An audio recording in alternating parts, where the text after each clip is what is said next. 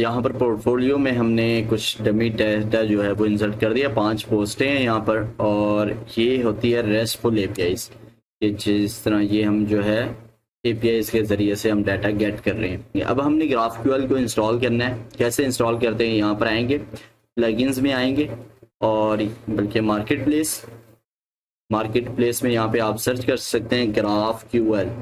यहाँ पे ग्राफ लिखेंगे तो ये हमारे पास ग्राफक्यूएल आ जाएगा, और यहाँ से आपने इंस्टॉल कर लें, इसकी कॉपी कर लेनी, कमांड कॉपी हो गई। और जहाँ पर आपने इसे सेव किया था, लाइक यहाँ पर हम आते हैं अपने फोल्डर के अंदर, जहाँ पे इसे हमने इसका जो फोल्डर था वो क्रिएट किया था, वो हमारा था सी के अंदर जाएंगे, प्रोग्रामिंग, यहाँ पर हमारे पास नोड.js पोर्टफोलियो, ये, और यहाँ पर ये बैकएंड का फोल्डर है, इसको ओपन करना है। और यहाँ पर हमने इसको कोड एडिटर, किसी भी कोड एडिटर में इसे आप ओपन कर सकते हैं। मैं इसे ओपन कर लूँगा, CMD लिखता हूँ, और इसे मैं विजुअल स्टूडियो कोड में इंटर कर लेता हूँ, ओपन कर लूँगा। ये हमारे पास जो बैकएंड का सारा कोड था वो यहाँ पर आ चुका है, और जितनी भी हमें APIs वगैरह नज़र आ रही हैं, तो यहाँ हम सोर्स में आएंगे, API में आएंगे, तो यहाँ पर जो जो हमने API बनाई थी, कैटेगरी, पोर्टफोलियो, टैग, और जितना हम बनाते हैं वो सारे यहाँ पे आ रहे होते हैं। इनके कंट्रोलर्स, इनके राउट्स, वो सारा कुछ इसके अंदर आ रहा होता है। और इसी तरह से यहाँ पर हमारे पास package.json की फाइल होती है, जिसमें हमारे पास ये सारा इसका कॉन्फ़िग फाइल होती है कि क्या कुछ है, और .env है, जिसमें हमारे पास इसकी की, टोकन और इसकी ऑथेंटिकेशन की, वो सारा कुछ यहाँ पे पड़ा होता है। अब हमने एक जो नया मॉड्यूल इंस्टॉल करना है वो कैसे करना है, यहाँ पे आपने टर्मिनल को ओपन कर लेना है। चाहे तो आप CMD पे वहीं पे ओपन कर सकते हैं, ये जहाँ पर आपका सर्वर चल रहा होता है, ये सर्वर बैकएंड पे चल रहा था पहले से। तो इसको स्टॉप करने के लिए आप क्या करते हैं, Ctrl+C का बटन प्रेस करेंगे, ये पूछेगा यस करें, और उसके बाद यहाँ पर जो हमने कमांड कॉपी की थी वो हमने यहाँ पेस्ट कर देनी है।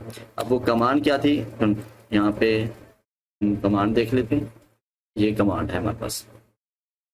अगर आपके पास यार्न नहीं इंस्टॉल, तो आप यहाँ पे लिख सकते हैं npm i, और ये ऐड हटा देते हैं। npm i मतलब npm इंस्टॉल और इंस्टॉल, ठीक है। और उसके बाद स्टेप प्लगइन, और उसी जगह पे ये देख रहे हैं बैकएंड के अंदर आ चुका हूँ। ये बैकएंड का फोल्डर है, इसके अंदर आके आपने इंस्टॉल करना होता है, और इसको रन कर दूंगा तो ये हमारे पास डिपेंडेंसी जो है, ये मॉड्यूल जो है वो हमारे बैकएंड के अंदर अटैच हो जाएगा, इंस्टॉल हो जाएगा। अब ये हमारे पास जो डिपेंडेंसी थी ग्राफक्यूएल की, वो इंस्टॉल हो चुकी है, और दोबारा से सर्वर को हमने स्टार्ट करना है, क्योंकि अगर हम यहाँ पर रन करेंगे तो यहाँ पर ये हमारा सर्वर रन नहीं कर रहा, जिसकी वजह से इस तरह का एरर आपके सामने आ जाएगा। तो दोबारा रन करने के लिए आप यहाँ पर लिख सकते हैं npm run develop, ये कमांड आपने लिखनी है, npm run develop, तो आपका जो सर्वर है वो दोबारा से स्टार्ट हो जाएगा। अब अगर हम यहाँ पे ग्राफक्यूएल को सर्च करेंगे तो यहाँ पर लिखा आ चुका है कि इंस्टॉल, मतलब ये इंस्टॉल हो चुका है। इसको कैसे ओपन किया जाता है, यहाँ पर आपने लिखना है लोकल होस्ट, और जो भी पोर्ट आपकी चल रही है यहाँ पर आपको पता लग जाएगा आपकी कौन सी पोर्ट चल रही है, यहाँ पर आ रहा होता है। और उसके बाद यहाँ पर स्लैश, और यहाँ पर लिखना है ग्राफक्यूएल लिखेंगे तो हमारे पास ग्राफक्यूएल का प्लेग्राउंड आ जाएगा, जहाँ पर आप ग्राफक्यूएल की क्यूरीज को रन कर सकते हैं, और जितना डाटा हमारा यहाँ पर पड़ा हुआ है उस सारे को हम देख सकते हैं। जिस तरह की हम क्यूरी भेजेंगे उस तरह का हमारे पास रिजल्ट आएगा। समटाइम ना ये लोड होने में बहुत ज़्यादा टाइम ले रहा होता है, यहाँ चीज़ें लोड नहीं हो रही थी, तो आप अपने सर्वर पे आए, जहाँ पे सर्वर आपका रन कर रहा है, जिस पे CMD पे कंसोल में, उसमें आके इंटर प्रेस कर दिया करें। कमांड्स वगैरह रुकी होती हैं तो वो चलने लग जाती हैं, और आपके पास ये सारा इंटरफेस वगैरह आ जाएगा। अब यहाँ पर अपनी हमने सारी क्यूरी से लिखनी होती है। ग्राफक्यूएल में किस तरह से क्यूरी लिखते हैं, यहाँ पर सिंपल आपने पहले क्यूरी लिखना होता है, और उसके बाद जो चीज़ आपको चाहिए आप लिखेंगे गेट, फॉर एग्जाम्पल हमें पोर्टफोलियो चाहिए, गेट पोर्टफोलियोस, और उसके बाद हमने कर्ली ब्रेसेस इस्तेमाल करनी है। उसके बाद यहाँ पर हम सिर्फ और सिर्फ उसका टाइप लिखेंगे जो हमें यहाँ पे चाहिए। फॉर एग्जाम्पल ये पोर्टफोलियो, टैग, ये कैटेगरी है जो भी हमने बनाई थी। अगर तो सारी चाहिए तो पोर्टफोलियोज का इस्तेमाल करेंगे यहाँ पे, और कर्ली ब्रेसेस का इस्तेमाल करेंगे। देन यहाँ पर अगर आपको कुछ याद नहीं भी रहता, आप Ctrl+स्पेस का बटन दबाएंगे तो वो यहाँ पर बता देगा आप कौन कौन सी फील्ड का इस्तेमाल कर सकते हो।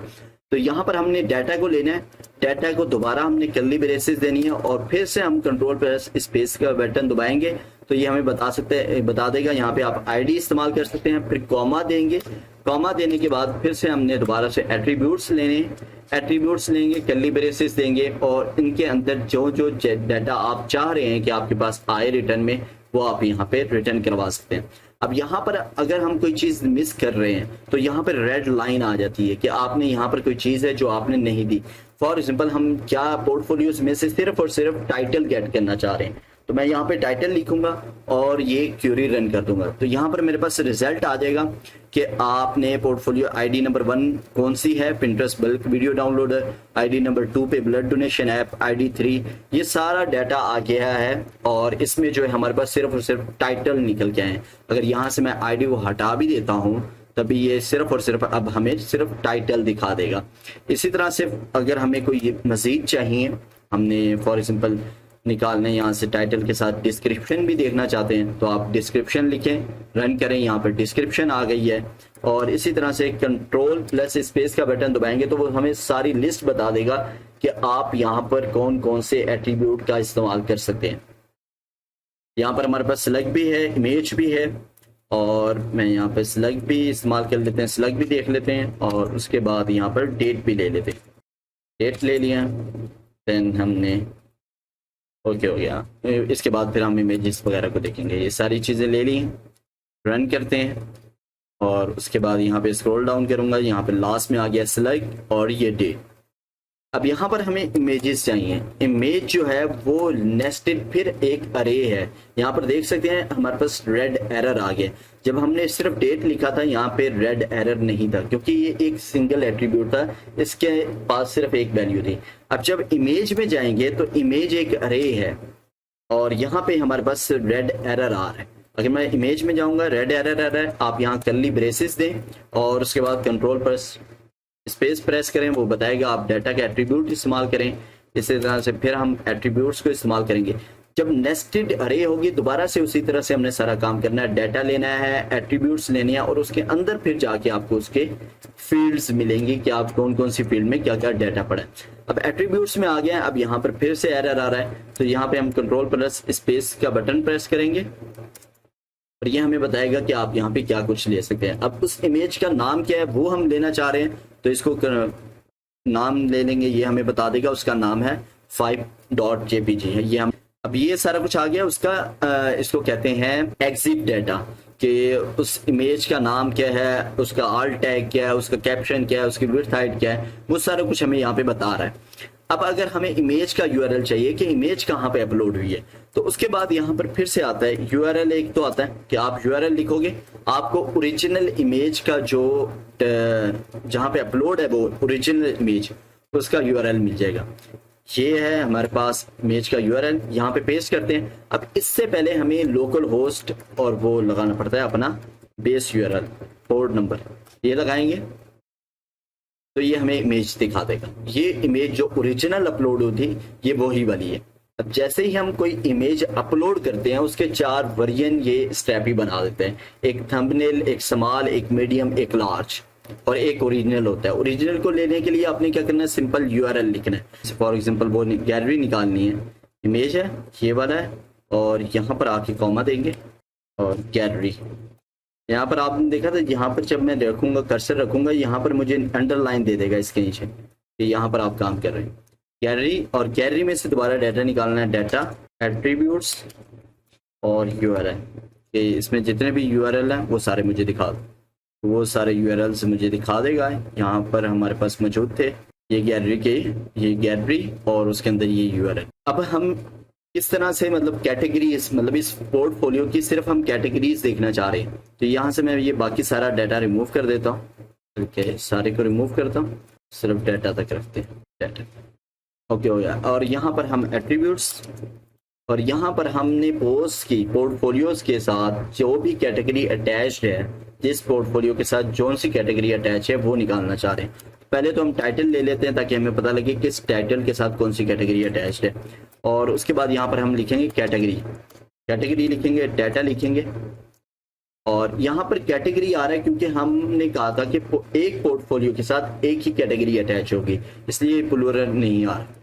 यहाँ पे एट्रीब्यूट्स और उसके अंदर जो हमने नाम उसका रखा था, मतलब उसके जो फील्ड नेम था वो नेम था। यहाँ पर आते हैं, ये कैसे पता लगेगा? कंटेंट टाइप बिल्डर में आएंगे, कैटेगरी में आएंगे तो यहाँ पर ये फील्ड का नाम है नेम स्लग, तो यहाँ पर भी आ रहा होता है। वैसे भी आप यहाँ पर कंट्रोल प्लस स्पेस का बटन दबाएंगे तो यहाँ पर भी आ जाएगा नेम, और रन करते हैं तो यहाँ पर हमें बताएगा पिंटरेस्ट के साथ, मतलब ये जो पहली पोस्ट है ये स्क्रिप्ट है, और दूसरी जो पोस्ट है ब्लड डोनेशन ऐप, ये एक मोबाइल ऐप है और इसको मोबाइल वाली कैटेगरी में डाला हुआ है। इसी तरह से अगर आपको टैग्स चाहिए, यहाँ कॉमा देता हूँ, टैग्स, अब मल्टीपल टैग्स होंगे इसलिए ऐसा आ रहा है यहाँ पे साथ में, टैग्स, डाटा, एट्रीब्यूट्स, और यहाँ पर हमने लिखना नेम, क्योंकि टैग के लिए भी हमने फील्ड चूज की थी नेम की। और यहाँ पर हमें बताएगा इसके साथ पाइथन क्या है, और ब्लड डोनेशन ऐप के साथ 3 टैग्स अटैच्ड हैं, iOS, एंड्रॉयड और फ्लटर। इस तरह से करके आप डाटा को चेक कर सकते हैं, क्यूरी करके निकाल सकते हैं ग्राफक्यूएल के अंदर।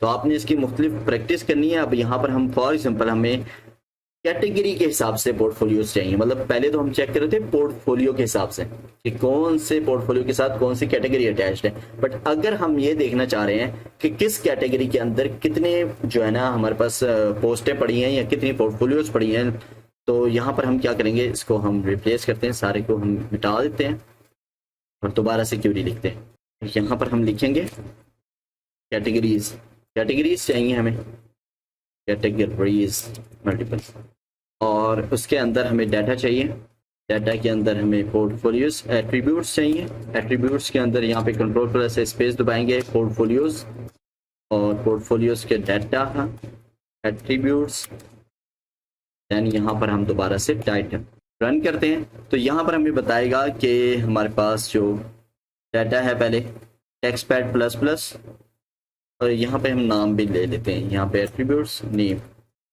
कौन सी कैटेगरी के साथ कौन सी, ये वेब के अंदर कोई भी नहीं है, डेस्कटॉप में ये एक मौजूद है, मोबाइल वाले में ये एक मौजूद है, इसी तरह क्लाउड वाले में कोई मतलब पोस्ट नहीं मौजूद।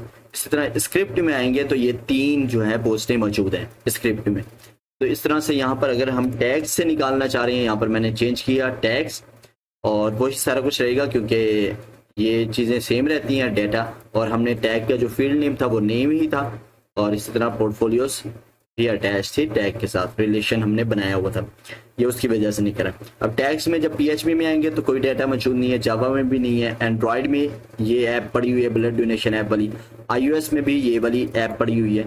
जब कोई टैग के हिसाब से मतलब डाटा को मैनिपुलेट करेगा, मतलब वो चाह रहा है कि मुझे टैग के हिसाब से मिले, तो इस तरह से वो डाटा फिल्टर होके आएगा।